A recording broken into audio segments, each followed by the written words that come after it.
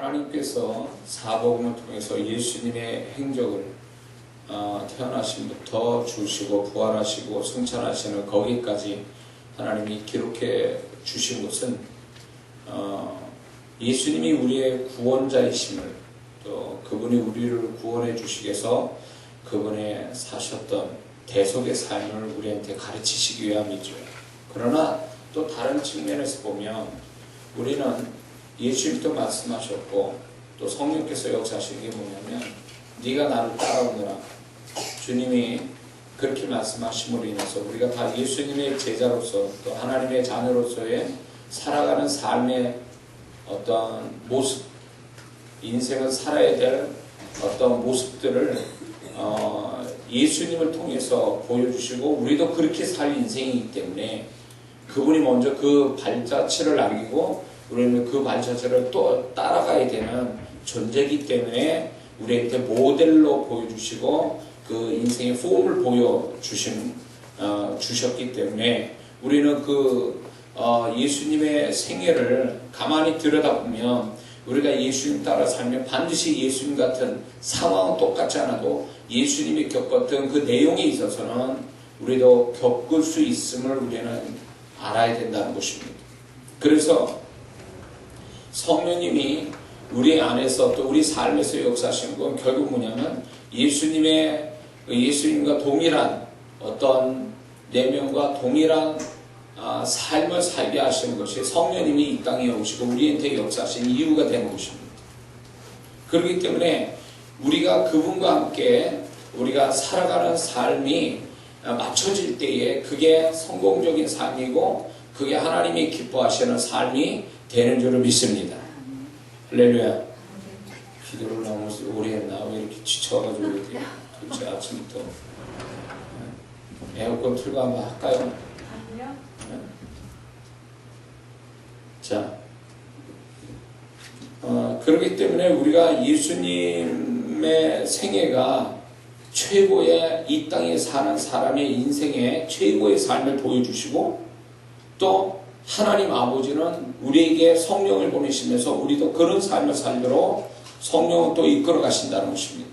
그래서 우리는 인생의 참된 성공과 또 하나님이 원하시는 삶은 결국 예수님 같이 사는 거거든요. 그렇게 해서 성령님은 지금도 우리 안에서 역사하고 계시는 거고요. 세상의 개념에서 성공하는 인생하고 주님이 보시는 인생의 성공은 다른 차원이라는 걸 우리가 잊지 말아야 됩니다. 예수 믿는 사람이 세상에서 자기가 원하는 대로 다 잘되고 사람들한테 인정받고 환영받고 그리고 높은 위치에서 가질 거 다 가지고 그게 성공적인 삶이라고 하지만 주님은 그렇게 안 보신다는 거죠. 하나님은 그런 인생을 성공적인 삶이라고 말씀하지 않는다는 것입니다. 왜 그런 줄 아세요? 예수님의 삶을 보면 예수님이 하나님이 원하는 삶, 하나님이 기뻐하는 삶을 사셨는데 그것이 하나님이 기뻐하시고 원하시는 삶을 살 때에 그게 성공적인 삶이라고 주님의 모습을 통해서 우리에게 보여주셨기 때문에 우리는 그런 삶을 살도록 성령을 의지해야 되고 그걸 사모해야 된다는 것입니다. 할렐루야. 무엇이 그러면 예수님의 삶은 한마디로 말할 때 그분의 성공적인 삶을 살 수 있었던 건 뭐냐면 하나님 아버지가 함께 하셨던 삶이라는 거예요. 하나님 아버지가 함께해서 하나님 아버지가 보증하시고 하나님 아버지가 끝내는 죽으셨는데 불구하고 인간의 모든 인간들이 다 그때 당시에 예수님을 죄인한 죄인으로 만들어서 억울한 죽음을 당하게 만든 예수님이 그런 분으로 비참하게 억울하게 죽으셨어도 하나님 아버지가 다시 부활로 살리시는 이것이 하나님이 보증하시고 하나님이 인정하시는 삶이거든요. 이런 데까지 가는 사람들이 이 세상 사람이 다 정말로 나 자신을 죽인다 할지라도 내가 억울하게 죽임을 당한다 할지라도 결코 하나님 아버지는 그거를 그대로 놔두시지 않고 반전을 일으키는 부활로 반전을 일으키는 그 삶이 그 결국 뭐냐면 하나님이 함께하는 삶이고 하나님이 보증하는 하나님이 책임져 주시는 그런 인생이 바로 성공적인 삶인 것을 우리에게 예수님을 통해 보여주셨다는 거예요. 사람한테 인정받고 사람한테 존경받고 그래서 우리가 불편 없이 살아가는 그 삶이 물론 행복하지요. 그것이 또 하나님이 우리에게 주시는 축복 중에 하나예요. 그러나 그것이 모든 축복을 얘기하는 건 아니라는 거예요. 그게 진정한 하나님이 바라시는 축복의 핵심은 아니라는 거예요. 믿으십니까? 네. 아멘 좀 크게 해줘요. 네. 자, 아침부터. 그러니까 우리가 하나님이 함께 하셔서 보증하시는 삶, 이 삶이 최고의 삶을 사는 거예요. 사람이 어떻게 할 수 없는 하나님이 책임져 주시고 보증하시고 함께 하심으로 인하여 그것이 결국은 성공적인 삶을 살기 위해서 우리는 오늘 또 말씀을 들여다보고 기도하고 그리고 그분을 찾는 그런 신앙이 그래서 필요한 거예요. 왜 그렇게 해야 됩니까? 많은 사람들이 교회 다닐 때 잘못된 방향으로 신앙생활해요. 자기가 하나님 의지해서 하나님 도움받아서 자기 삶이 잘 되는 거, 육신의 삶이 잘 되는 게 그게 하나님이 축복하는 거라고 그게 전부인 줄 알고 사는 좀 뭔가 신앙을 잘못 알고 있는 사람들이 너무 많다는 거예요. 그러면 예수님이 하나님 아버지가 함께 하셨던 예수님의 삶은 뭐냐 말이에요. 그런 개념으로 하나님 교회를 찾고 기도하고 예배드리는 그 사람의 바라는 그 신앙의 축복의 그 모습하고 예수님 삶이 얼마나 차이가 나냐 말이에요. 예수님 같은 삶을 살기 위해서 성령을 보내시고 예수님의 삶을 하나님이 부활까지도 보증하시는 그분이 그게 진정으로 하나님이 바랐던 삶인데 우리는 전혀 다른 방향에서 하나님을 섬기고 살아간다면 이거는 뭔가 잘못되어 있는 거죠. 신앙이 잘못되어 있는 거예요. 방향이 잘못됐다는 거예요. 그걸 알아야 돼요. 하나님이 축복을 하세요. 물론 우리 육신의 삶이 잘 되는 거 축복 중에 하나예요. 그러나 그게 전부는 아니란 말이에요. 그건 지극히 일부분이에요. 근데 이 부분 축복에 매달려서 끝까지 그게 진짜인 줄 알고 그게 전부인 줄 알고 그게 제일 중요한 줄 알고 그런 삶을 살아갈 때에 한편으로 그 안에 정말 주님과 교통하는 사람이라면 주님이 그 안에 답답함을 느끼신다는 거죠. 그게 전부가 아니라는 거예요. 그게 너 왜 그걸 전부라고 생각하니? 그게 진정한 네 축복이라고 생각하냐는 거예요. 정말 주님과 소통하는 사람이라면 주님의 답답함을 느껴야 돼요. 내가 바라는 건 그게 아니야. 그보다 더 차원이 다른 예수님 같은 삶을 너한테 요구하는데 너는 그 삶을 사는 걸 원하지도 않고 알지도 못하고 원하지도 않고 그 길을 가지도 않는 그 삶에 나는 너를 진정으로 기뻐할 수는 없다는 거예요. 마음속 깊은 곳에서 너를 기뻐할 수가 없다는 거죠. 과거에 제가 이제 이게 신학교 들어가기 전에 처음부터 기도를 정말 하나님이 기도의 영을 부어주셔서 기도를 엄청 할 때요, 혼자서. 그래서 심지어는 집에다가 기도 방을 만들어 놓고 그냥 하루 종일 기도도 하고 그랬던 시절이 있었어요. 그럴 때 어느 날을 제가 기도를 하는데 정말 기도를 열심히 했는데 기쁨이 없어요. 그전처럼 기쁨이 없어요. 기도 속에서. 주님의 그 마음이 발견도 안 되고 기쁨도 없고 그래서 이제 이상하다, 느낌이 이상하다 그래서 제가 기도하다가 주님께 물었어요. 왜 내가 기도의 기쁨을 갖지 못하고 주님 왜 나한테 기도의 기쁨을 안 주시냐고. 그럴 때 주님이 뭐라 말씀하냐면 이렇게 말씀하세요. 야, 네 기도는 됐다. 내가 너를 통해서 기도받고 싶은 사람들이 있다. 넌 그 사람들을 위해서 네 기도만큼 중보를 해라. 이런 마음을 주셨어요. 그래서 저는 그 중보 기도가 얼마나 중요한지를 그때 그분이 가르쳐 주셔서 알게 된 거예요. 그래서 제가 만약에 100% 내 기도 속에서만 살았다면 우리 가족만을 위해서 기도를 했다면 이제 나하고 상관없는 내한테 유익도 안 되고 나한테 도움도 안 줄 그 사람이 내가 기도한 줄도 모르는 그런 하나님이 주신 그 사람을 위해서 내 기도처럼 이제 내 기도의 반을 그렇게 기도를 했어요. 그러니까 그 전에 있었던 기쁨이 다시 기도 속에 기쁨이 들어오면서 그분의 기쁨이 들어오면서 제가 더 한층 더 기도가 더 깊이 들어가는 걸 경험하게 됐어요. 그러면서 제가 느낀 게, 하나님이 내가 열심히 기도하는 걸 기뻐하지만 어느 수준이 되면 그거보다 더 높은 차원의 그분이 바라는 기쁨을 드리기 위해서 내가 한 차원의 다른 기도를 해야 된다는 것을 그때 깨달은 거예요.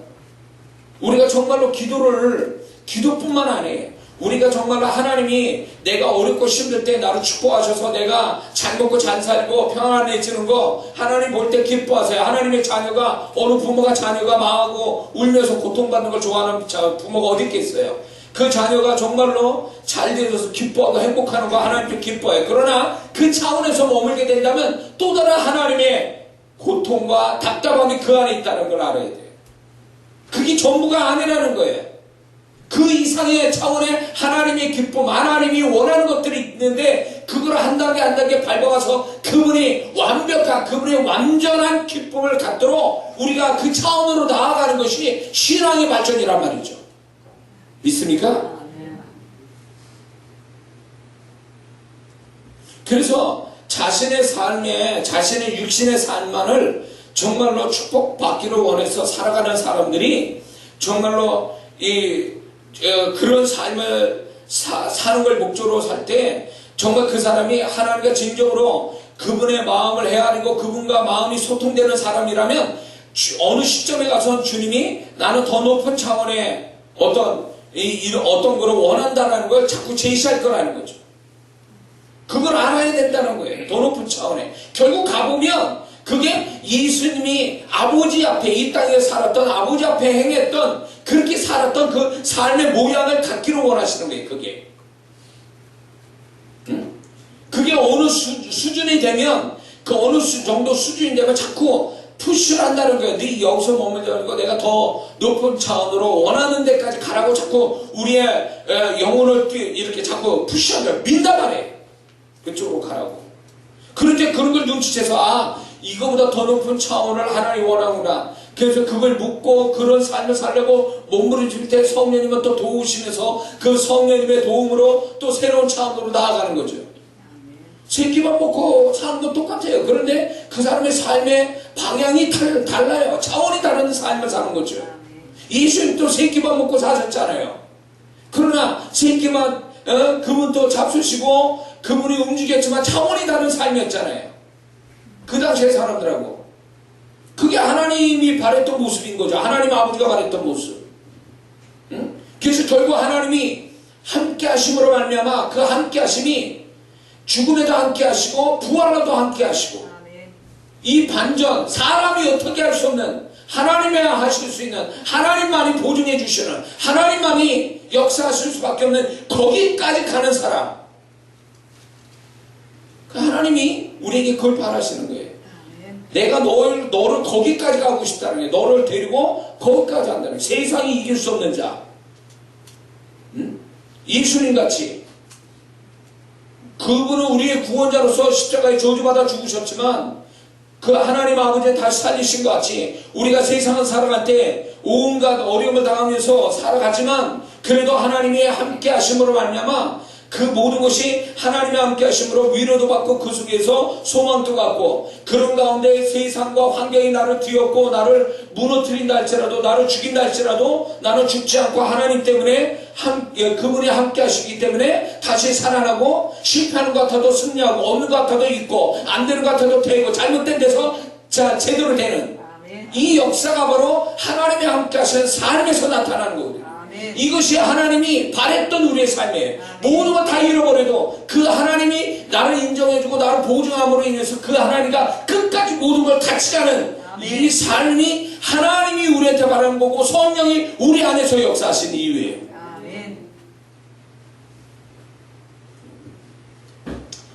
그래서 예수님이 그런 삶을 사셨기 때문에 주님도 너는 나를 따라오너라. 왜? 그 삶이 최선의 삶이고 그렇게 살아야만이 너희들이 복 있는 인생이고 성공하는 인생이다 라는 걸 주님이 자신있게 얘기하시는 거예요.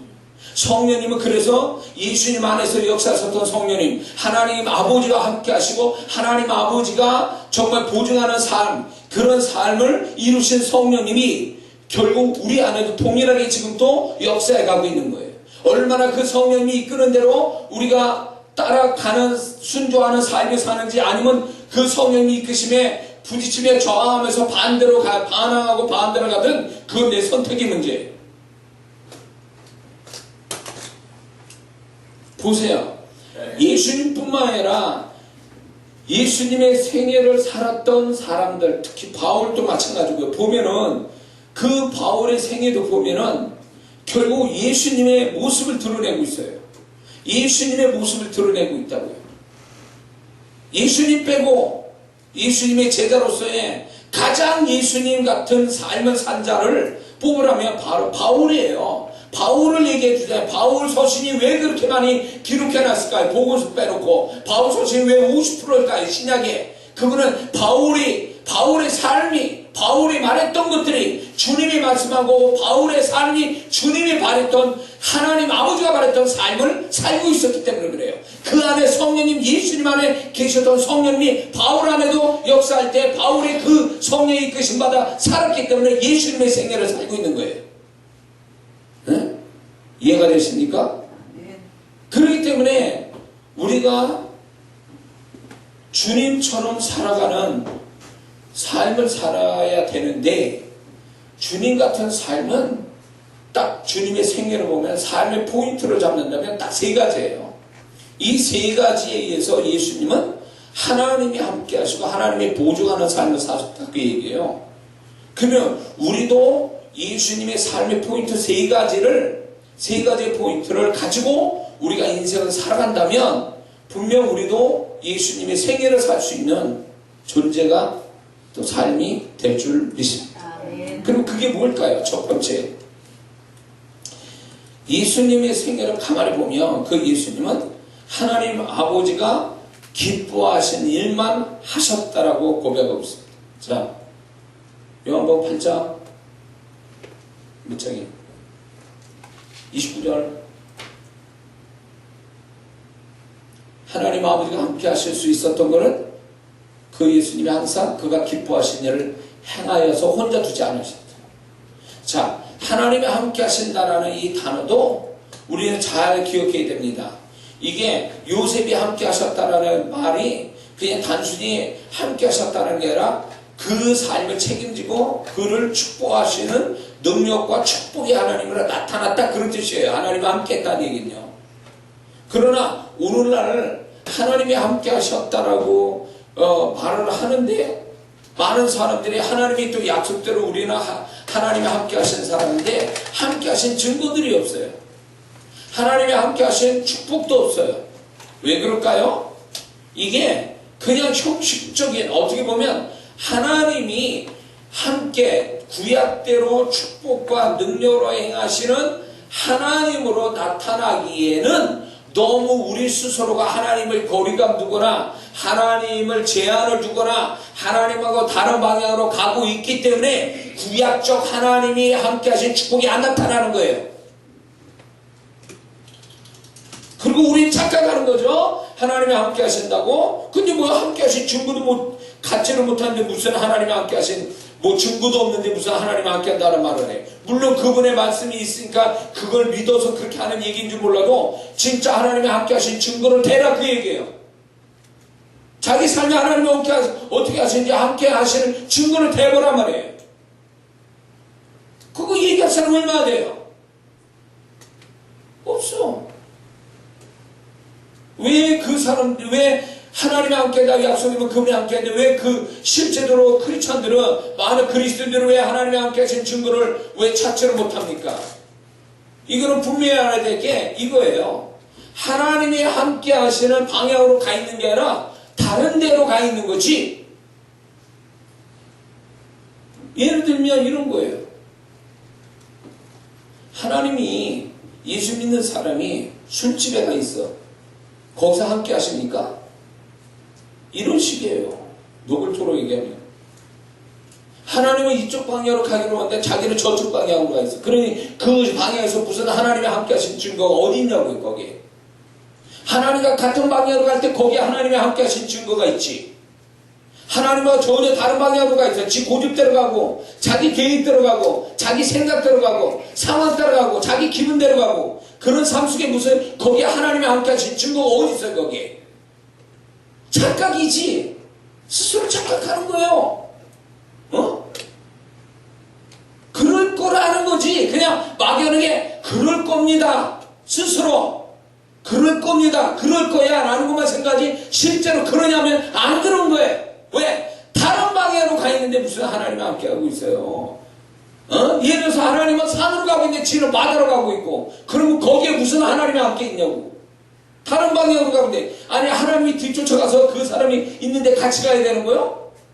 그건 아니지. 누가 주인이야 그러면? 자기 인생에 누가 주인 되는 거예요? 내가 주인 되고 있는 거야? 내가 주인 돼서 간다면 하나님이 뒤쫓아서 종돼서 시닥거리 해야 되는 거요? 아니지. 그러니까 이런 식이에요 다.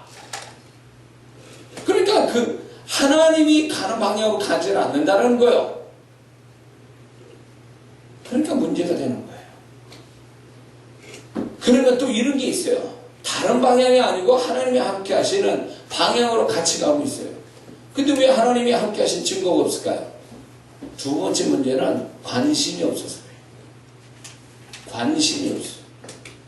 하나님이 함께 하신다는 건 머리로만 인식할 뿐이지, 자기의 정말 하나님 같은 방향으로 가는데 그 하나님이 함께 하신 증거나 관심을 가져서 그 증거를 찾아보거나 그분이 정말 주되심과 그분이 정말 내 인생의 주인됨을 그 증거를 통해서 경험하고 인정해드리고 찬양하는 이 삶이 없는 거예요.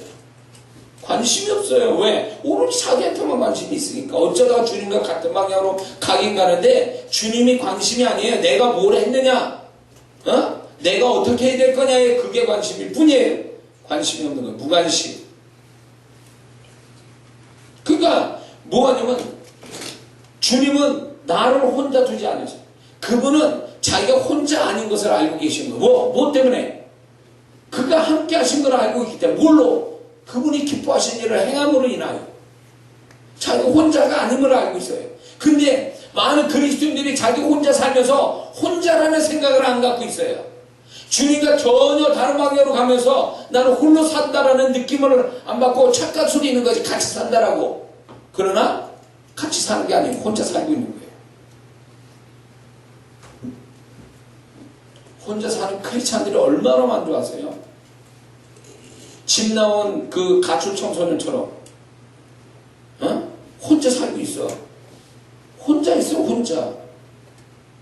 근데 착각이 있는 거죠. 나는 같이 있다고 착각하는 거지. 또 어떤 사람은 그분과 함께 있는데 나는 혼자야 이렇게 또 착각하는 친구. 양쪽이 다 문제야. 그건 또.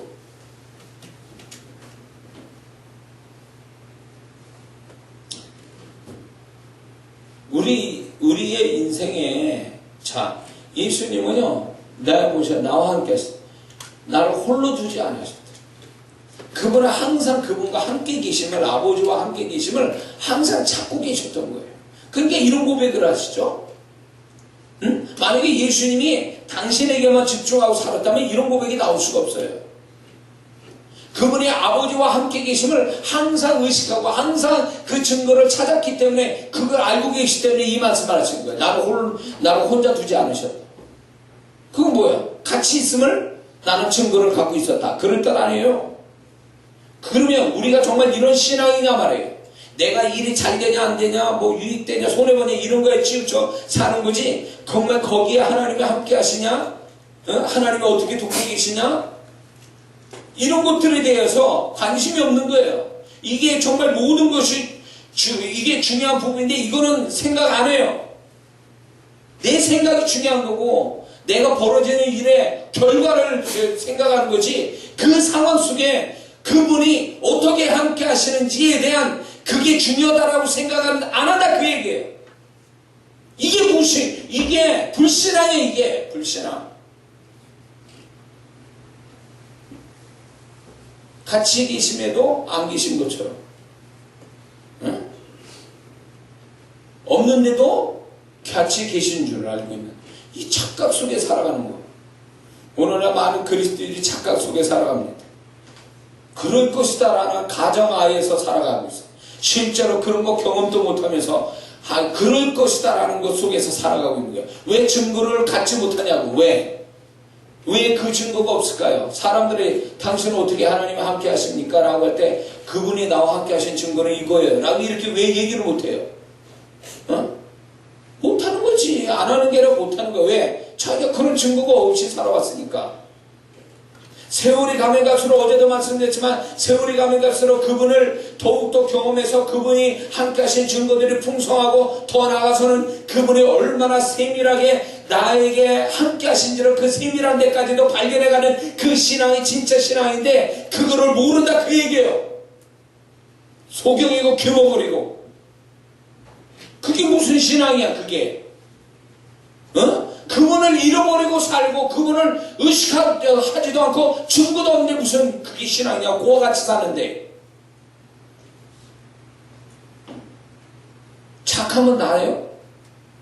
예수 믿는 사람은 착한 거 가지고 명함 내밀면 그건 신앙 잘못 알고 있는 거야. 세상 사람은 얼마나 우리보다 착한 사람 얼마나 많은데, 그게 신앙생활 잘한 증거냐고. 그게 착한 게 그게 대수예요. 그게 우리가 주님과 같이 살면 자동적으로 착한 건 그 당연한 거지.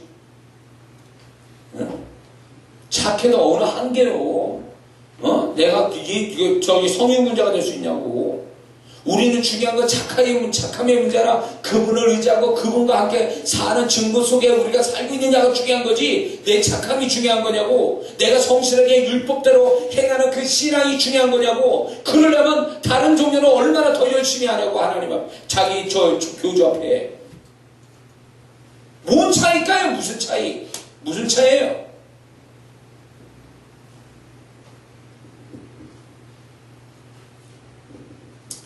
그러므로 예수님의 삶의 포인트는요, 아버지가 기뻐하신 일만 하셨다는 거예요.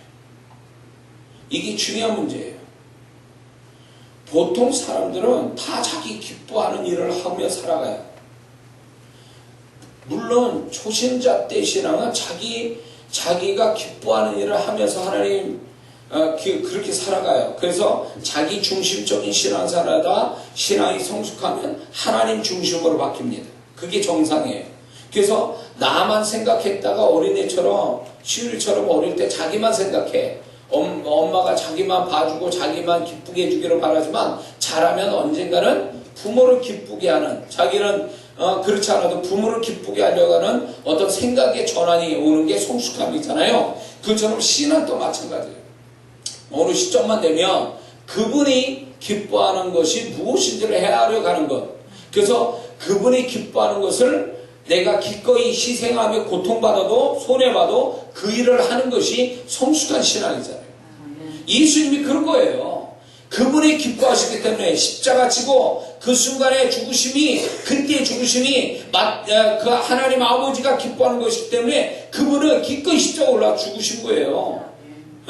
그분이 기뻐하신 거라면 결국 죽음도 불사하고 그 길을 가셨던 분이 예수님이기 때문에 우리의 삶이 이제는 그분이 뭘 기뻐하는지를 우리는 헤아려며 가는 것이 그분과 함께 사는 삶이 되는 겁니다. 그래서 에베소서 5장 10절에도 주를 기쁘시게 할 것이 무엇인지를 시험해 보라, 그렇게 말씀하잖아요. 내가 잘 모르니까 이렇게 저렇게 하면 사람이 정말 기뻐하는지 안 하시는지를 자꾸 내가 점검해 가는 거지요. 그래서 이거는 안 좋아하시구나, 이건 좋아하시구나, 가려낼 수 있는, 이 시험 본다는 건 분별해 보라는 거죠. 가려내라 그 얘기예요. 그러면 내가 기뻐하지만 주님은 기뻐하지 않는 것들이 있겠죠. 그런 걸 가려내서 버리라 그 얘기예요. 그래서 그분이 기뻐하는 것만 내 생애에 채우라 그 얘기죠. 그것만 알아 그 얘기죠. 믿습니까? 그러므로 삶이 점점 더 나아갈수록 내 기쁨은 없어지고 그분의 기쁨만이 내 삶을 지배하고 그것이 내 삶의 기준이 되고 내 삶의 그 모든 것이 되어진다면 그 사람이 바로 예수님의 생애를 사는 자다 그 얘기예요. 왜 내 인생에 하나님의 함께 하신 능력과 축복의 하나님이 경험되지 못할까요? 내가 기뻐하는 대로 살아서 그래요. 내가 기뻐하는 대로 살아서. 그게 정말 내가 기뻐하는 것이 주님이 다 100% 기뻐하는 겁니까? 내가 기뻐하는 게 왜 그런 거 분별 안 해봅니까? 시험해보잖아요. 왜?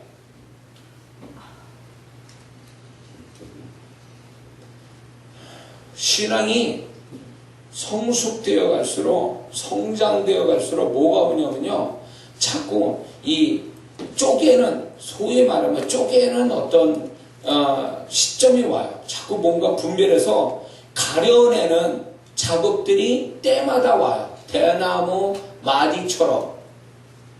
그래서 자기 신앙을 업그레이드 시키기 위해서 분명히 그 전에 뭐가 오냐면 가려내는, 아 이건 아니다, 아 이건 이렇게 하는구나, 요 가려지는 경계선을 딱 구분질 줄 안다, 그 얘기예요. 응?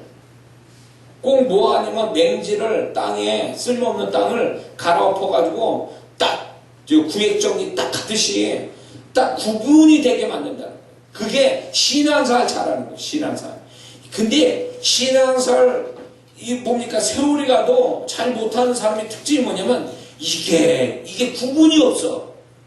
이게 선과 악의 구분도 없고, 하나님 기뻐하고 싫어하는 것도 구분도 없고, 이게 뒤죽박죽이 돼가지고 막 살아가는 거예요. 그러다 보니까 어쩌다 걸려들어가지고 그게 하나님 기뻐하고, 어떤 거는 하나님 기뻐하지 않고 화난 일인데도 모르고 막 칭찬 거기서 막 난리를 치고 있고, 그러니까 이게 구분 없이 살아가는 거죠.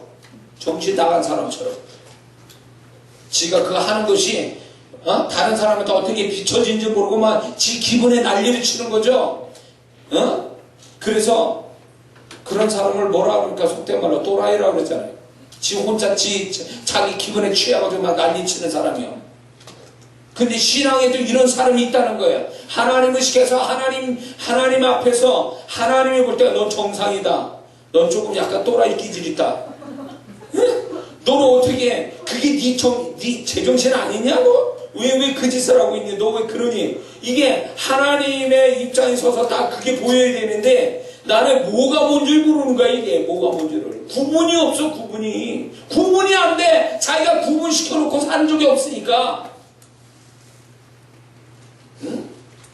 그러니 그 신앙이 엉망진창이에요. 이게 왔다리 갔다리 하는 거지. 구분 없이 이건 안 돼 라고, 이건 돼, 이게 구분이 되는데 이게 안 되는 건지 되는 건지 구분이 없이 막 살아가니까 하나님이 도대체 어디서 나타난지도 모르지. 그러니까 성장과 성숙한 신앙은 가면 갈수록 이렇게 짝짝 하면서 정리가 착착 된다는 거예요. 그래서 세밀한 데까지 정리가 되는 거예요. 그러면 어떤 사람이 이렇게 신앙생활 개떡같이 하는 사람은, 아니 그렇게까지 신앙생활을 해야 돼? 이런 사람이 있어요. 그렇게까지 신앙생활을 해야 되는 게 정상인데, 그렇게까지도 신앙생활을 해본 적이 없는 사람들이 그런 소리 한다고 구렁이 담 넘어가듯이 신앙생활을 그렇게 하니까 하나님 또 그럴 거라 생각해요. 잘 들으세요.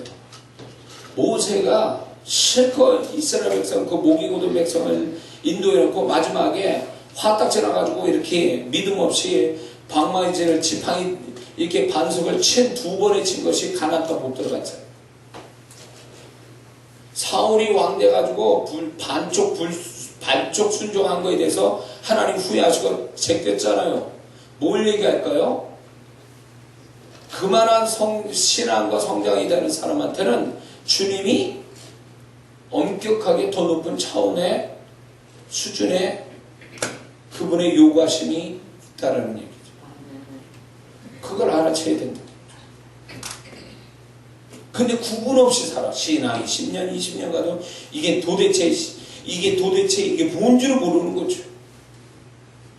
제가 그런 얘기를 봤는데, 전에 살던 동네에 이 젊은 친구가 미쳤어. 머리가 떡지고 얼굴이 시커멓고, 그런데 여름에 겨울옷 입고 겨울에 여름옷도 입고 다니고, 몰라 그러고 혼자 좋다고 뭐라고 중얼중얼거리면서 웃으면서 가는데 미쳤죠. 미친 거야. 그거는 구분이 없는 거죠. 여름이면 여름답게, 겨울은 겨울답게 그래야 되는데 구분이 없는 거예요. 우리가 신앙생활에 그렇게 한다 그 얘기요. 구분이 없는 거예요. 좀 가려내야 되는데 이건 아니고 저건 기고 뭐 이런 것들이 구분이 되는데 구분 없이 신앙생활하니까 결국은 하나님이 보증을 못하셔. 하나님이 함께 할 수가 없어. 왜? 함께 하는 것이 딱 정해져 있는데 함께 할 수 없는 데서 난리를 치니까 하나님은 구경할 뿐이에요. 안타깝게. 난 그거 너 책임 못 진다. 나는 그거 너를 어떻게 해줄 수 없어. 응? 거기서 칭찬망창 그런 영혼은 주님 나와 함께 가는데 나는 거기까지 가기 싫다. 난 거기까지는 아니다. 나는. 딱 정해져 있어요. 성경을 볼까요? 성경을 보면 하나님이 기뻐하는 것이 이런 거라고 딱 명확하게 나온 구절들이 나와요. 그거 보면 이런 말씀이 있습니다. 잠언서 15장 8절 보면 하나님은 정직한 자의 기도를 기뻐하신다 그랬어요. 아주 딱 정해놨어요. 하나님이. 이런 것쯤은 알고 있어야 되는 거 아니에요? 히브리서 11장 6절에 믿음 없이 하나님 기쁘시기 못한다. 그러니까 믿음이 있어야 하나님 기쁘게 하신다. 그 얘기 아니에요. 믿음을 갖고 사는 게 기분 가지고 느낌 가지고 사는 게 아니라 믿음 가지고 사는 자가 하나님을 기쁘게 한다. 그 얘기예요. 마태복음 18장 13절에 죄인 한 영혼이 하나님께로 돌아오는 구원받는 것을 하나님이 기뻐하신다 그랬어요. 전도하고 영혼을 살리는 거 분명히 명확하게 나와 있어요. 빌립보서 4장 10절에 어려운 가운데서도 마음으로 하나님께 드려지는 헌물에 대해서 하나님이 기뻐하신다고 그랬습니다. 하박국서 3장 17절 18절에 다 아는 것처럼 감람나무에 소출이 없고 밭에 열매가 없고 밭에 소출 없고 외양간에 소가 없을지라도 나는 여호와를 인하여 기뻐하리. 하나님이 뿐만 아니라 하나님이 그런 자를 없어도 하나님이 기뻐하는 자를 정말로 기뻐하신다 그 얘기예요. 그러니까 그렇게 고백한 걸 하나님이 또 기쁘게 기록해 내주셨죠. 시편 60편 30절 31절을 보면 하나님께 찬송하고 감사하는 것을 하나님이 영원롭게 한다. 하나님이 기뻐하신다 그 얘기죠. 성경에 명확하게 하나님이 기뻐하는 것들이 나열되어 있어요. 그런 것들을 우리가 알면서 하나님을 알아가는 거야. 이걸 하나님 기뻐하는 거야. 이런 식으로. 그래서 하나하나 명확한 걸 가지고 하나님을 기쁘게 하는 삶을 살아가는 거지요. 그러다가 이제 더 나아가서 개인적인 삶, 말씀에서 말한 공식적인 하나님이 기뻐하시는 것뿐만 아니라 내 개인적인 삶 속에 하나님이 기뻐하신 걸 가려내는 거예요. 그게 진짜 이제 내 삶에서 하나님 기뻐하는 거, 나만이 하나님을 기쁘시게 하는 거, 나만이 하나님 기쁘지 못하게 하는 것들을 가려내는 거죠. 그래서 내 삶에 하나님이 기뻐하는 것만 행하는 사람이 될 때에 그가 하나님이 함께하는 자가 되고 하나님의 복을 보증해 주시고 책임져 주신 사람이 된다 그 얘기입니다. 할렐루야. 아시냐 그거요. 어떻게 하나님은 내가 요렇게 할 때 기뻐하셔. 그러면 그거 주야당창 그것만 하는 거. 어렸을 때 우리 어머니가 무슨 반찬을 하나 이렇게 하셔요. 그래가지고 이제 저희가 동생이 셋이 있고 저랑 이제 넷인데 이남이 있는데 반찬을 만들어 놓으시고 이렇게 할 때 우리가 이제 맛있다라고 하시면요 일주일 내내 그것만 나와요. 반찬이 맛있다 그러니까.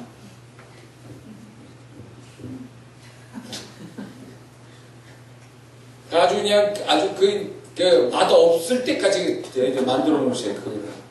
또 그게 왜 그러시냐면 어릴 때 이제 다 그때 제 어렸을 때 사셨던 분들은 다 알 거예요. 다 못 먹고 못 살았어요 그때. 그러다 보니까 좋은 음식을 때마다 이렇게 자식들한테 줄 수가 없는 거예요. 그러니까 이게 맛있다 그러면 싸다 이게 그러면 일주일 내내 그것만 반찬을 해서 먹이는 거죠. 질력이 날 때까지.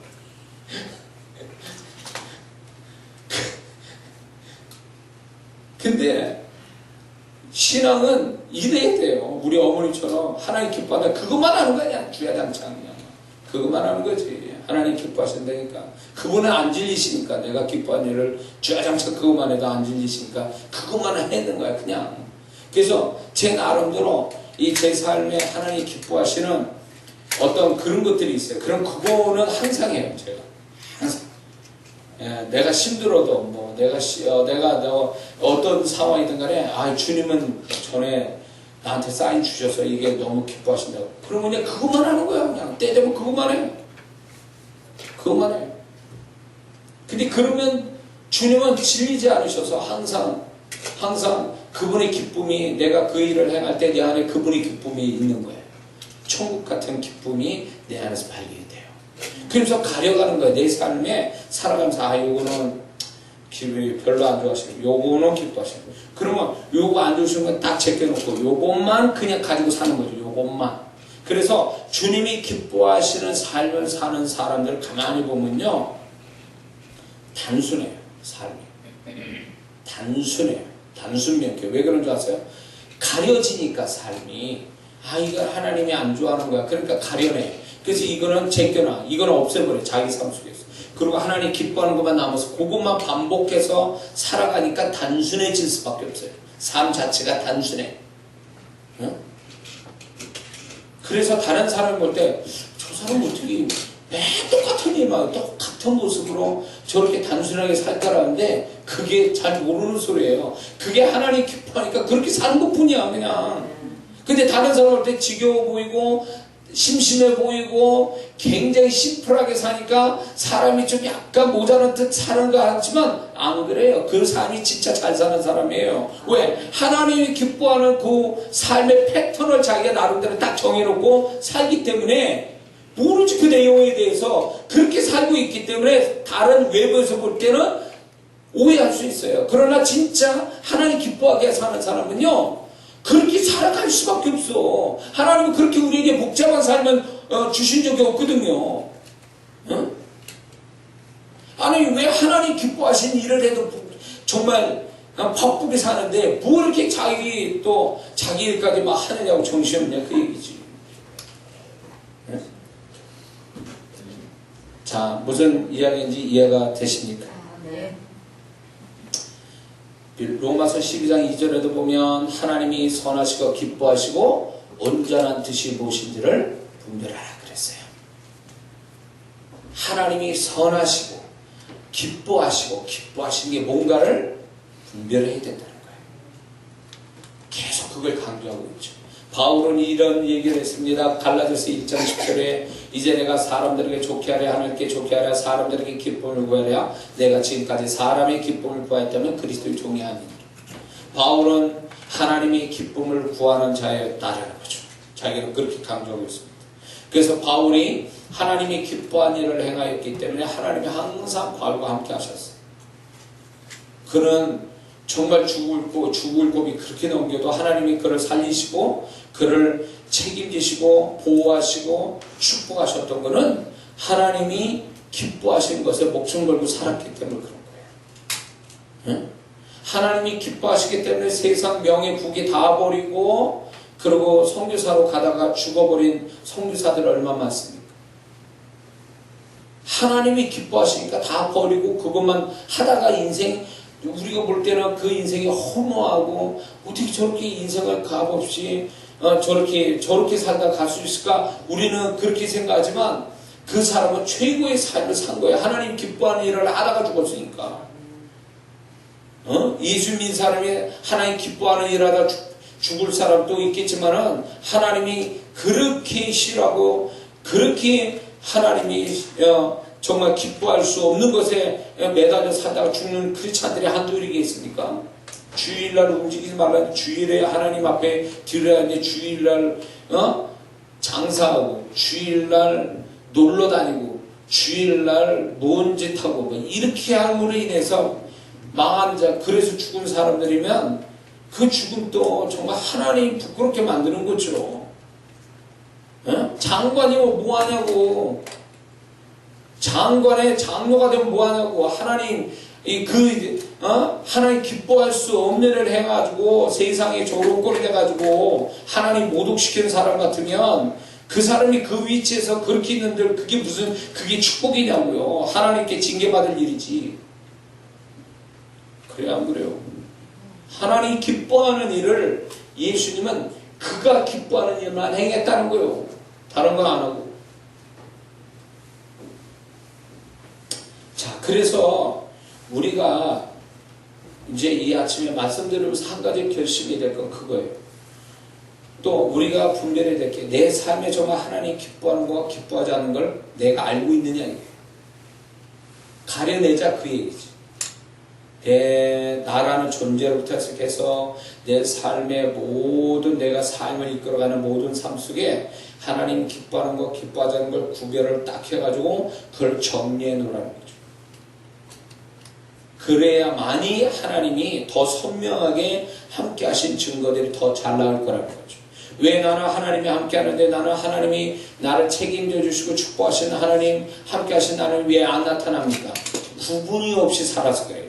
뒤죽박죽으로 막 살아서. 응? 이제 정리가 되시게 주의 이름으로 축원합니다.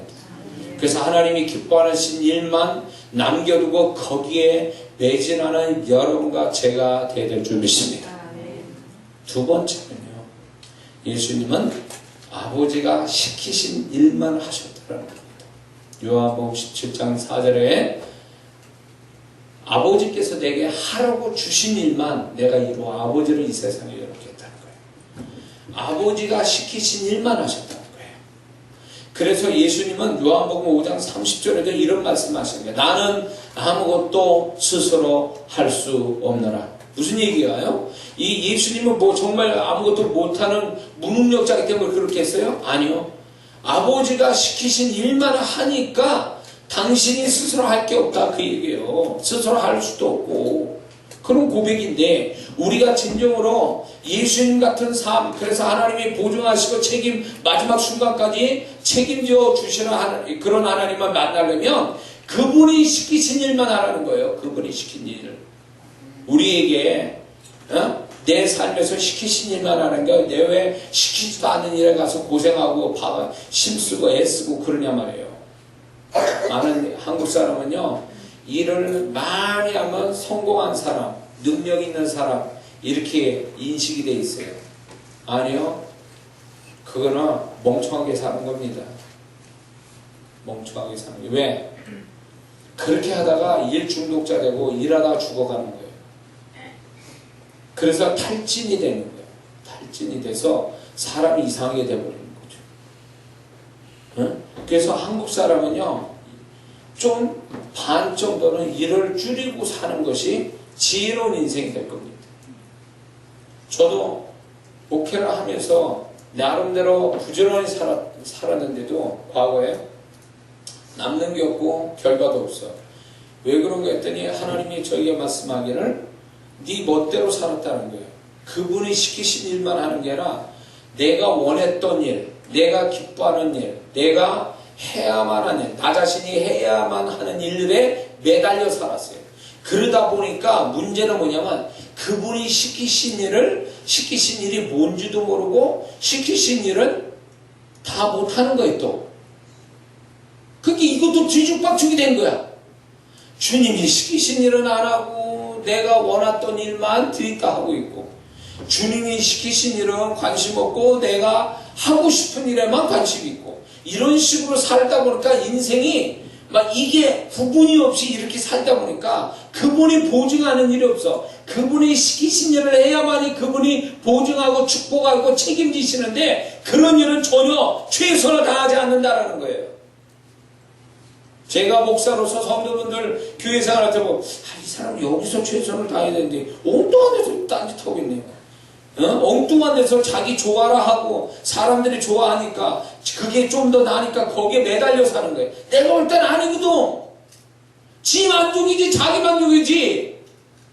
사람한테 인정받고 칭찬받으려고 거기 있는 거지. 왜 하나님이 시키신 일을 모른 채 하고 모르기도 하고 모른 채 하기도 하고 시켜도 대충 하고 축복할 수 없어요. 그러니까 그런 식으로 일을 하니, 그런 식으로 하나님 앞에 그렇게 하니까 하나님이 축복할 수 없는 거예요. 여러분들, 저와 여러분들 뭐를 아셔야 되냐면 정말 주님이 시키신 일을 아냐 그 얘기예요. 주님이 시킨 일을 압니까? 뭘 시켰는지 알고 사냐고. 응? 그리고 시키신 일에 대해서 최선을 다했습니까? 난 후회 없어. 하나님 볼 때 난 떳떳해. 이렇게 할 만큼 했냐 그 얘기예요. 어떤 사람은 이런 게 있어요. 주님이 시키신 일이에요. 분명히. 그래서 그거를 해. 근데 넘치게 해 또. 넘치게 해도 이거는 불순종하는 거야.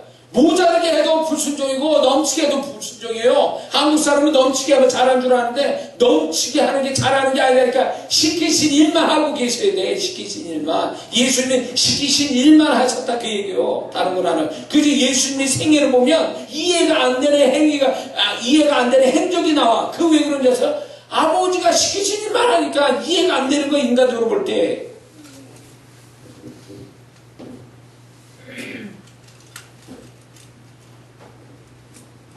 왜 인생이 피곤할까?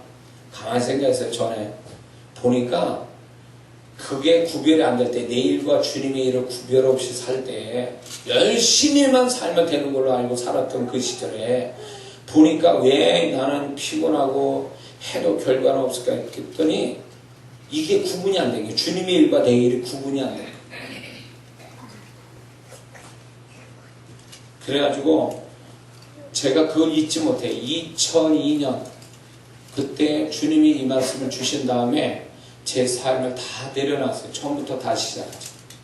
그래놓고 제가 주님이 시키신 일만 하겠다고 그래서 주님께 물었어요. 묻는 삶을 살았어요. 묻는 삶. 전에는 그렇게 살지 않았거든요. 무조건 해놓고 주님이 책임져 달라는 거. 아니면 내가 시작하니까 주님 이거 선한 일이니까 주님이 도와주세요. 이런 식이에요. 근데 방법이 틀렸어.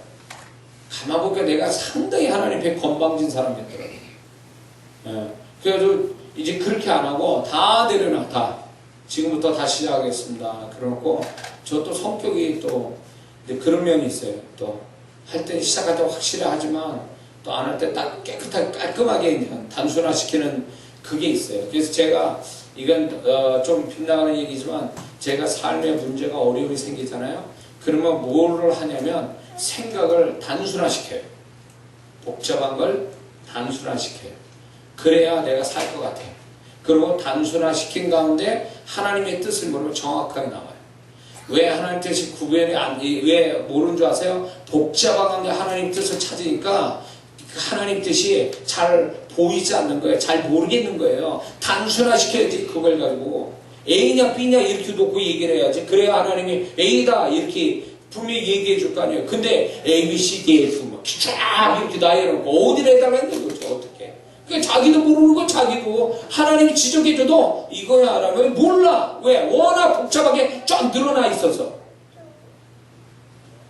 그래서 저를 제 마음이 살아야 되니까 내 마음이 문제가 생겨 막 어려울 때는요, 내 마음이 복잡해지잖아요, 다들. 그러니까 그 복잡해지는 게 사람을 무기력하게 만들고 피곤하게 만들고 지치게 만들고 사람이 다운시켜요. 그래서 뭘 했냐면 마음부터 내가 살아야 된다. 내 마음부터 살아야 된다. 그래서 단순화시키면 마음이 살아요. 그 단순화된 마음 가지고 하나님을 찾으면 명확해요. 집중력이 생긴다 그 얘기죠. 제 살아가는 하나의 방법입니다. 자, 그래서 예수님은 아버지가 시키신 일만 했단 말이죠. 그래서 우리가 하나님이 시키신 일이 내 삶에서 무엇인가를 보고 거기에 매달려 살아도 충분히 그 속에서 축복은 다 나오게 돼 있어요. 근데 문제는 우리 한국 사람들은요, 이 한 가지 일 가지고는 안 돼. 예. 그래서 투잡, 쓰리잡 이렇게 이것도 하고 저것도 하고 막 멀티플레이 하는 거. 이것도 하고 저것도 하고. 그래야 거기서 한 가지 걸린다는 생각하고 막 이런데 하나님 그렇게 역사하지 않아요. 네? 뭔가 이렇게 하나를 해도 하나님 시키신 일에 열심히 그 하나만 해도 그 속에서 나올 축복은 다 나오거든요. 근데 그 하나님이 시키신 일이 재미도 없거나 아니면 당장의 보상이 없고 그게 어떤 뭐랄까 축복처럼 보이지 않으니까 놔버리거든요. 그러니까 결국 하나님이 축복하려고 시키신 일이 있는데 그거를 놓쳐버리니까 축복은 안 오게 돼 있어요. 거기에 구멍인데 축복을 여는 셈이 거기 있는데 그걸 모르고 있는 거죠. 자, 그래서 우리는 신앙이 좋아진다. 성장과 성숙해 가는 데 있어서 두 번째 예수님 같은 삶을 살면 성장과 성숙할 때 뭐가 오냐면 그분이 시킨 일과 내가 원해서 하는 일들이 짝짝 구분이 된다는 거죠. 그게 구분이 돼야 돼요. 그래서 이건 내가 원하는 거, 내가 좋아서 하는 거구나. 이건 주님이 원해서, 주님이 기뻐해서 나한테 시키는 거구나. 이게 딱딱딱 구분이 돼야 돼. 그래서 내가 이렇게 해야지. 주님이 기뻐하고 원하는 일을 해야지. 그분이 나한테 맡겨준 거니까, 나한테 시켰으니까 내가 이걸 열심히 해야지. 이런 어떤 태도로 가지고 살면 틀림없이 그분의 나타나심이 있다라는 거죠. 할렐루야. 그래서 제가 집회를 하거나 뭘 하잖아요. 그러면 항상 구하는 게 주님 시키신 일을 하고는 있지만 정말 주님이 시키신 이 일에 증거가 있는가를 찾아야 항상. 그러면 여전히 그분은 내가 너한테 이거 시켰어. 내 일을 너한테 맡긴다. 내 일을 너한테 준 거야. 라는 증거들이 그분이 나는 내 일이니까 내가 이 일에 나타난다. 라는 것을 증거를 나타내신다는 거죠. 그럴 때 아주 짜릿하죠. 지금 내 일을 하는 게 아니구나. 주님의 일을 내가 하고 있구나. 그럴 때 좀 더 진지하고 더 엄숙해지죠. 그리고 마음이 든든한 건 주님이 책임져 주시게끔 했단 말이에요. 근데 내가 내 일을 하잖아요. 그러면 불안해. 왜? 내가 책임져야 되니까 불안해. 그게 뭘 얘기하는 줄 아세요? 주님의 일이 아닌 거예요. 그게 주님이 나한테 시킨 일이 아니라는 거예요. 이게 영적인 일만 얘기하는 게 아니에요. 영적인 일만 아니라 내가 육적으로 살아가는 삶에도 주님이 시킨 일들이 있어요. 주님이 시킨 것들이 있어요. 그거에만 매달려 살아야 된다 그 얘기예요. 할렐루야. 그래서 주님의 삶의 두 번째 포인트는 그거예요. 주님이 아버지가 시키신 일만 하셨다. 그래서 아버지를 영원하게 했다. 자기 일만 하다가 자기를 영원하게 하다 가는 인생은 험한 인생. 하나님 기뻐할 수 없어요. 할렐루야. 세 번째는요. 예수님의 삶의 포인트는 마지막에 뭐냐면 때, 타이밍. 예수님은 아버지께서 돌아가실 때가 이른 줄 이제 아셨다는 거죠. 예수님의 생애를 가만히 보면 요한복음에 특히 나오는데 때를 맞춰 사셨다는 것이 나와요. 그래서 요한복음 2장에도 보면 가나안 혼인잔치에 예수님의 어머니가 포도주 떨어졌다. 근데 예수님은 아주 어머니에다 면박을 여자야 나하고 무슨 상관이니까. 어이구 이게 뭐야. 예수님이 정말 진짜 단호하게 아니라는 거예요. 때가. 근데 그 몇 분 상간에 또 때가 이름에 그분이 돌 항아리에 물을 채워라. 뭐예요? 분명히 안 하실 것 같았는데 바로 얼마 있다 그걸 하시는 것은 그 사이에 그 하나님이 때를 찾고 계셨던 거죠. 그 때를 만난 거예요. 자, 예수님은 보세요.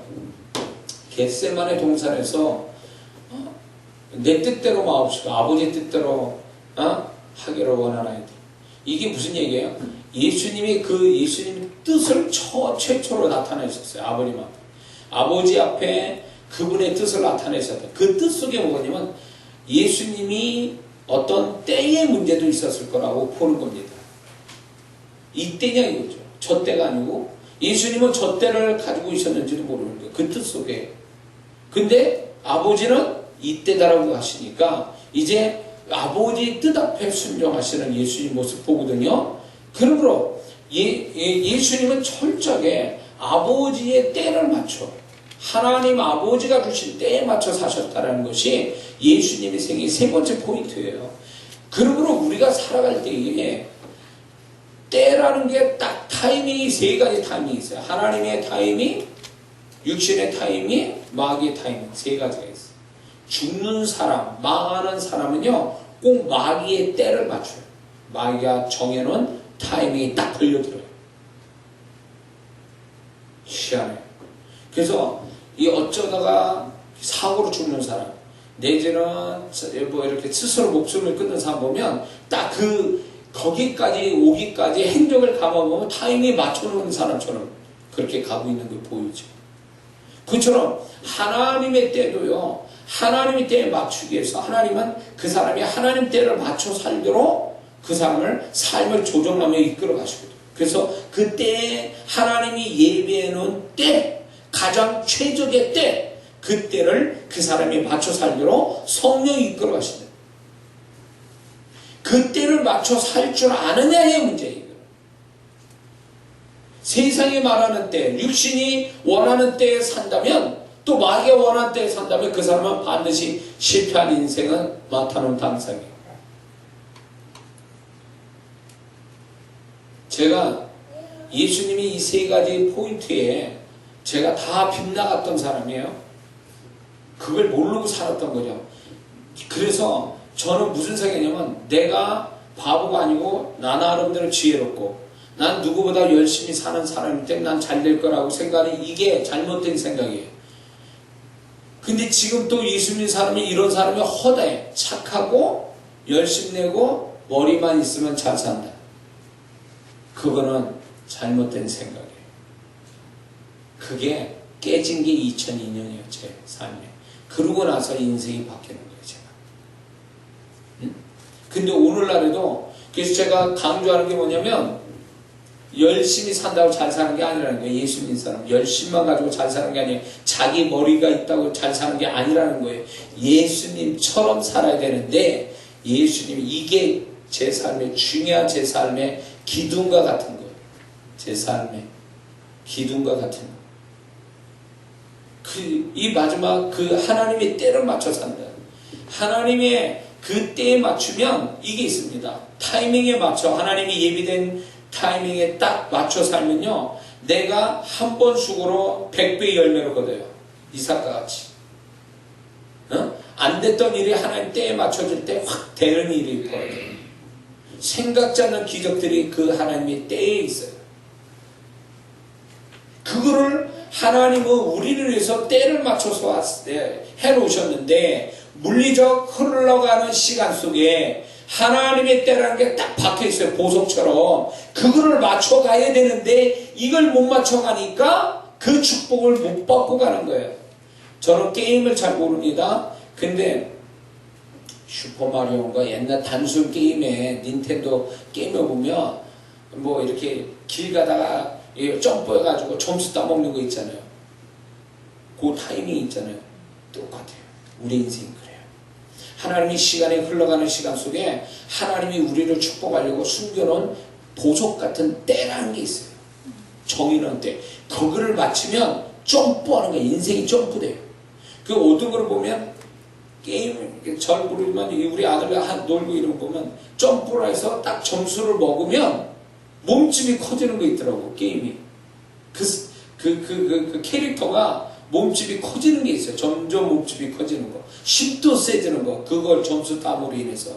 근데 그게요. 나는 뭘 느끼면 야 하나님 때에 맞춰 산 사람이 이렇다는 거예요. 능력 있고 모든 게 스케일도 커지고 이런 축복을 받게 돼 있다는 거죠.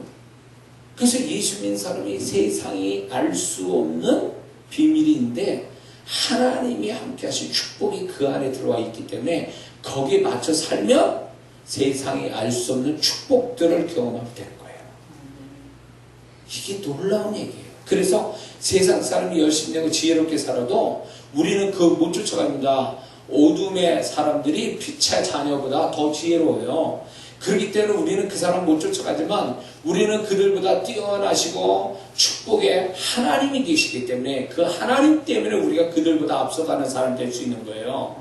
그 중에 하나가 뭐냐면 바로 하나님의 때를 맞춰 사는 거죠. 그러면 하나님의 때는 두 가지가 있어요. 뭐냐?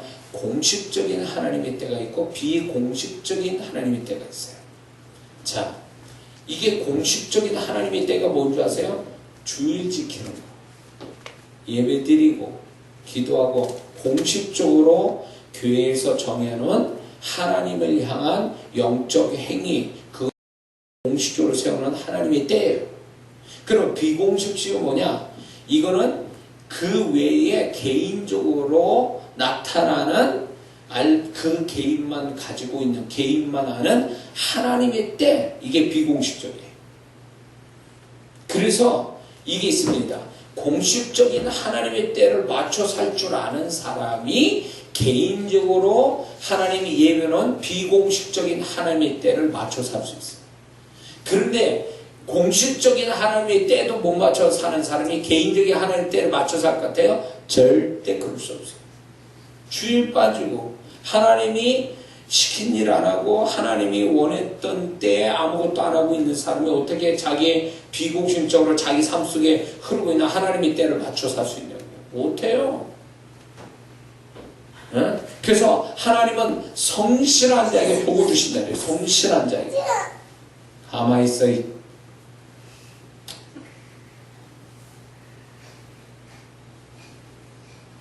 자, 무슨 얘기인지 이해가 되십니까? 그래서 이 하나님의 때라는 게 저는 경험을 제 생애 속에서 그걸 경험을 아주 드라마틱하게 제가 지금 또 돌이켜보면 내가 그때 안 갔으면 내 인생이 지금 이렇게 될 수 있을까? 내가 그때 그 사람 안 만났으면 하나님 인도하셔서 그 사람 만나라고 줄 때 내가 그 사람 안 만났으면 내가 지금 이렇게 됐을까? 생각만 해도 만약에 그때 하나님 주실 때를 못 만났다 그러면 내 인생이 내 인생이 이렇게 못 될 거다라니까 식은땀이 쫙 뒤에서 느껴요. 서늘한 뒤에서 느낌이 온단 말이에요. 제가 그런 때가 있었단 말이에요. 그런 때 하나님이 주신 때를 맞춰서 그 때를 놓치지 않고 맞췄기 때문에 그나마 제가 이만큼 된 거예요. 하도 인생이 불쌍하고 내가 나쁜 짓 하는 것도 아니고 하나님 일을 하는데 내가 인생이 점점 바닥으로 내려가는 게 느낌을 들으면서 내 인생 내가 바보 같다는 생각 들고 내가 점점 인생이 망해가는구나 이 생각이 막 드는 거예요. 나는 주의 짓고 사는 것도 아니고 목사인데 목회자 하는데 왜 나는 왜 이렇게 되지? 그러니까 하나님이 나를 구제해 주려고 불쌍해서 내가 못 깨달으니까 이런 걸 깨닫게 하신 게 이거. 돈 주신 게 아니에요. 나에게 나를 축복할 사람을 보내주신 게 아니에요. 이 진리를 깨닫게 하시는 거예요. 예수님의 생애를 통해서 나를 네 인생 비춰봐라. 맞는 거 틀린 게 뭐가 있는가? 다 틀려 있어 내 인생이. 주님하고 전혀 다르게 살고 있는 거예요. 예수님의 생애라는 게 단순히 감정적으로만 생겼는데 예수님의 삶이 성공적일 수밖에 없는 거는 이런 거를 맞춰서 이런 거 따라 사신 예수님인데 나는 전혀 이게 아니었다라는 거죠. 이게 아닌 거예요. 지금도 제가 많은 사역자분들을 가르치고 그분들을 축복하고 사역을 해드리지만 성도분도 마찬가지예요. 보면은 정말 힘들게 하는 그 사역자들 보면 제가 무슨 생각이냐면 내가 만약에 나를 돌이켜볼 때 하나님이 나를 축복할 때를 내가 못 맞춰 살았으면 아마 저분같이 지금도 막 허도이고 참 정말 불쌍하게 내가 살 사람인데 저분보다 더 못하면 못했지. 내가 그렇게 살 사람인데 나는 하나님의 때를 맞춰서 내가 저분보다 선해서도 아니에요. 저분보다 내가 잘나서도 아니에요. 그분보다 내가 뭔가 더 나은 것도 아니에요. 다만 그분과 나와의 차이는 뭐냐면 난 하나님 때를 만났고 저분은 그 하나님 때를 만난지 어쩐지 몰라도 그 하나님 때를 놓치거나 만나지 못했을 뿐이라는 거죠. 예수님의 생애를 살지 않았기 때문에 그런 거죠. 예수님의 생애에 세 가지 포인트대로 살아가지 않기 때문에 그렇게 된 거예요. 저는 하나님 일을 하는 사람, 목회자, 하나님 일을 하는 사람들 보면 삶이 엉망인 사람들이 너무 많이 봤어요, 제가. 왜 나쁜 짓도 안 하고 하나님 일을 사는데 왜 저분은 저 삶이 저럴까? 하나님이 저주 내린 것도 아니고 징계받는 것도 아닌데 왜 저렇게 됐을까 할 때에 저는 그 자신있게 얘기하는 게 이 예수님의 생애대로 살지 않아서 그런 거예요. 악해서 그런 것도 아니고 성질이 나빠서 그렇게 된 것도 아니에요. 게으르게 살아서 그런 것도 아니에요. 보면은 이거예요. 그렇게 안 사는 거예요.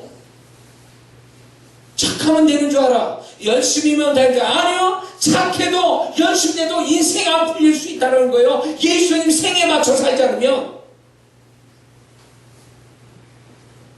무슨 말인지 이해가 되십니까?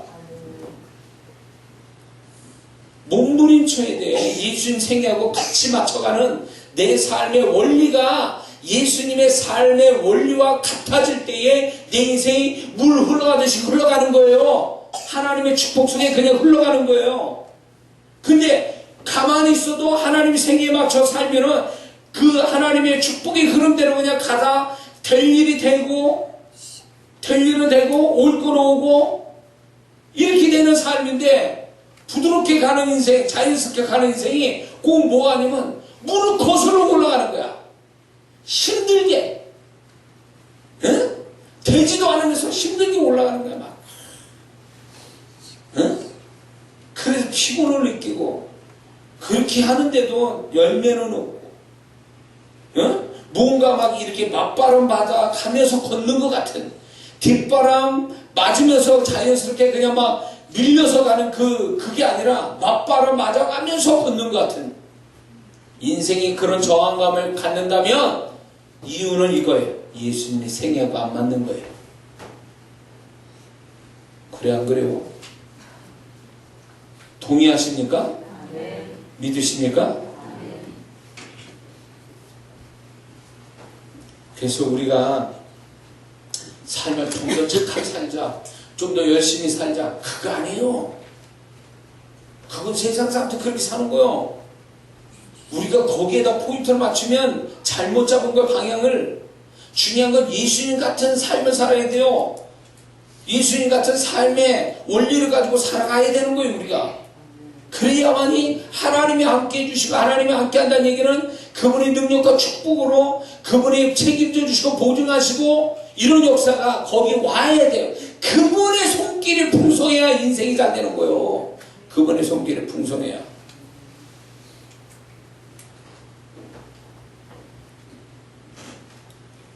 저는 이런 게 있어요. 지금 잘 되는 사람이 있어요. 목회자로서도 목회 잘 되는 분들도 계셔요. 그거 하나, 전에는 부러워하고, 저도 어떻게 하면 그렇게 될까를 막 고민하고 열등감에 빠지고 살고 그런 때가 있었는데, 가만히 제가 주님 앞에서 그거를 주님께 조명을 받았어요. 그런데 주님이 결론을 낸 거 이거예요. 지금도 그건 다 내 은혜다. 그들은 자랑할 게 하나도 없다. 내가 은혜를 줄 뿐이다. 그들과 상관없이 내가 은혜를 줬을 뿐이다. 그리고 그 은혜 받은 자가 있는가 하면 그 은혜가 아직 오지 않은 자도 있고 앞으로 올 자도 있을 뿐이다. 그 모든 것은 은혜의 문제지 그들의 자랑의 문제가 아니라는 거예요. 교만하지 말라는 거예요. 사울이 잘나서 하나님 세운 게 아니거든요.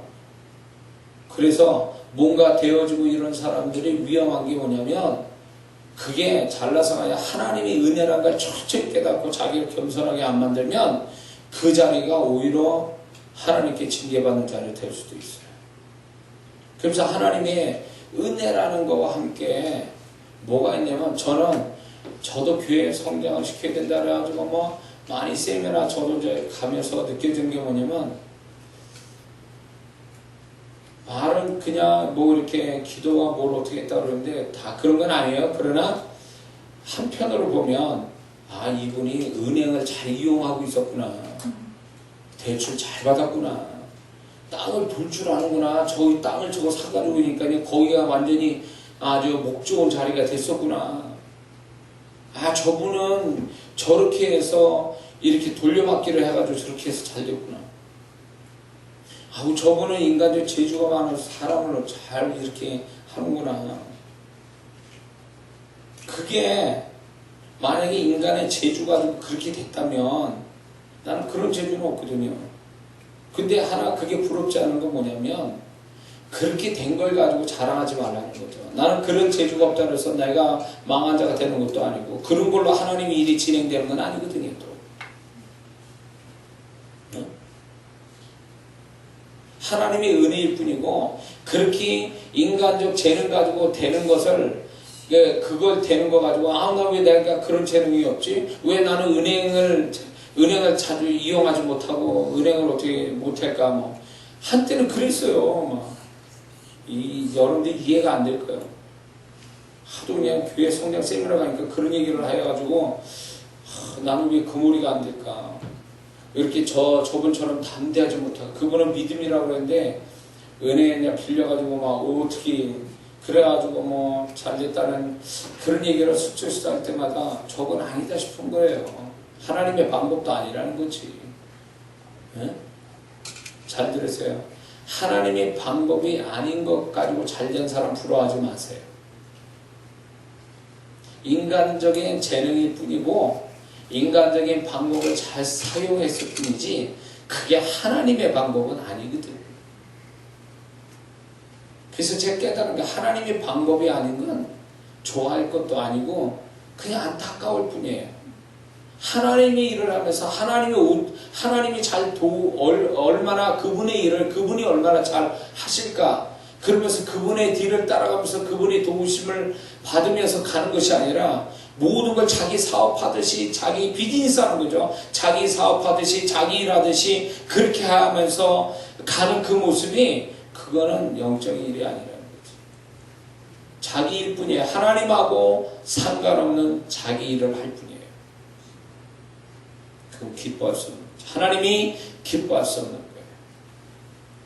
예수 믿는 사람 직장 다니든 사업을 하든 그게 자기 수완으로 뭔가 되어지는 거, 예수 믿는 사람이 옆에서 그 사람 잘 되는 거 보며 그거 부러워하지 마세요. 인간이 열심으로 잘 된 걸 뭘 부러워해요? 제일 부러워할 게 뭔지 아세요? 하나님의 방법으로 하나님의 인도하심 쫓아서 하나님의 역사하심에서 뭔가 하나님이 함께 하셔서 되어진 걸 부러워하라는 거예요. 어떻게 하면 저 사람이 하나님이 저렇게 함께 하셨지? 어떻게 하나님이 저 사람한테 저렇게 나타날 수 있었지? 그 비결을 배우고 그걸 부러워해야지, 인간적 방법과 인간적 재능과 인간적 열심으로 뭔가 되어지는 거 그거 부러워하지 말라는 거예요. 그런 거 주일 빼먹으면서 편법 쓰고 불법 쓰며 그 과정 속에 그렇게 하면서 잘 되는 거 부러워하지 말라는 거예요. 그 사람이 그렇게 간증한다 해도 그 사람은 거짓말하는 거예요. 하나님 앞에 하나님 인도받지도 않으면서 자기가 계산하고 자기가 막 열심히 해가지고 되는 거에 대해서 불법과 탈법을 중간에 과정 속에 쓰면서 그걸 하나님이 하셨다고 그렇게 포장하는 그런 사람들 말을 듣지 마세요. 그걸 어떻게 구분하냐고요? 제가 가르쳐 드릴까요? 그런 사람 간증 들을 때요, 마음속에 하나님을 내가 더 사모하게 되고 더 하나님을 찾게 되고 하나님에 대한 소망과 믿음을 갖게 한다면 그 사람 간증은 틀림없는 거예요. 그러나 그 사람 얘기를 듣는데 간증하는데 뭔지 그래 열등감 생기고 자꾸 좌절감이 생기고 뭔가 자꾸 인간적 방법을 떠올린다면 그 사람은 거짓말하고 있는 거죠. 속지 마세요. 하나님을 빙자해서 자기 일하면서 하나님 높인다고 생각하지만 그렇지 않는 사람들이 수두룩해요. 그래서 지금 가르쳐드리는 이 방법으로 여러분들 한번 들을 때 그냥 들으세요. 그러고 나와서 내가 어떤 느낌을 갖고 있는가를 한번 생각해보세요. 그 느낌이 정확해요. 정확하다. 그래서 제가 지금 또요, 자랑 안 해도 간증한 사람 간증해보라고 그래요. 저 사람 다 가려낼 수 있어요. 뭐가 거짓말 치는지, 뭐가 정말 저 사람 말 중에 뭐가 진실이고 뭐가 거짓말인지 다 가려낼 수 있어요. 저는 말해요. 심지어는 딱 듣는데 주님 뭐라는, 저 거짓말이다 딱 그래 나한테. 지금 거짓말하고 있어 딱 이런다고요. 주님이 듣는 순간에. 근데 자기는 진실처럼 얘기하고 있어. 거짓말하는 거죠.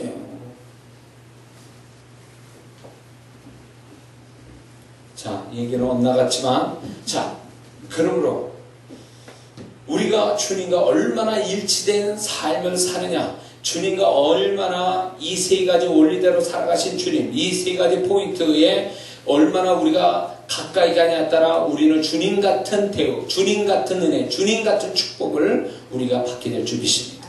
그래서 이 말씀이 빛이 돼서 여러분의 삶을 쫙 비춰가지고 가려내는 거죠. 하나님이 기뻐하시는 것과 기뻐하지 않는 것, 하나님이 시키신 일과 시키지 않는 것들, 하나님의 때와 내가 만든 때를 짝짝 구분하는 거예요. 구분해서 하나님이 아닌 것들을 다 버리는 거죠. 이런 거 싹 다 솎아내는 거예요. 지난 고난주간에 저는 우리 집을 아파트 이사한 지 5년 됐는데 5년 만에 고난주간에 5년 동안 한 번도 정리 안 한 찍으러 5년 만에 그냥 정리를 싹 해버렸거든요. 근데 너무 좋은 거예요. 속 후련해. 집이 슬림해졌어가지고. 그래가지고 그냥 찾는 것도 아주 그냥 간결하게 찾아지는 거야, 이제. 그게 너무 좋더라고요. 전에는 막 여기저기서 막 찾아야 돼, 막. 이게 정리가 안 돼가지고. 이제 정리가 되니까 너무 좋은 거야. 근데 무슨 생각이 되냐면, 그렇구나. 하나님 앞에 내가 이렇게 정리가 돼야 되는데. 그래서 주님이 나를 어떻게 할 때 바로바로 그분이 나를 들어 쓰실 수 있도록 내가 항상 정리되고 준비된 자가 돼야 되는데 맨날 이 쓰잘데 없는 거 버리기는 아깝고 쓰잘데 쓸 수도 없고 그래가지고 쌓아놓기만 하고 막 쓰레기가 돼버린 이런 것들 때문에 뭔가 그냥 막 찾기도 힘들고 막 이게 내 모습이 돼서는 안 된다는 생각을 지난 한 주간에 제가 생각하게 됐습니다. 그래서 우리가 주님과 같이 바쳐 돌아가는 그런 신앙, 삶이 되어지기를 위해서 우리는 기도해야 될 줄 믿습니다. 기도하겠습니다.